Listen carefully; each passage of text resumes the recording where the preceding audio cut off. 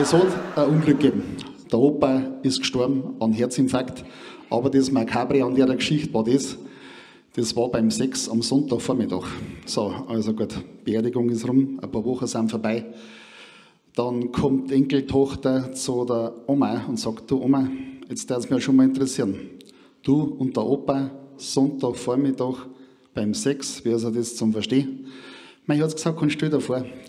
Wir haben einmal das Fenster aufgemacht, Sonntagvormittag, die Sonne hat gescheint, Vögel und Pfiffer und auch fangen dann die Kirchenglocken zum Läuten an. Und das hat so einen schönen Rhythmus ergeben. Einer beim Ding, außer beim Dong. Einer beim Ding, außer beim Dong. Und wenn ich der blöde Italiener mit seinem Eismann gekommen war, na, da Opa heim noch leben.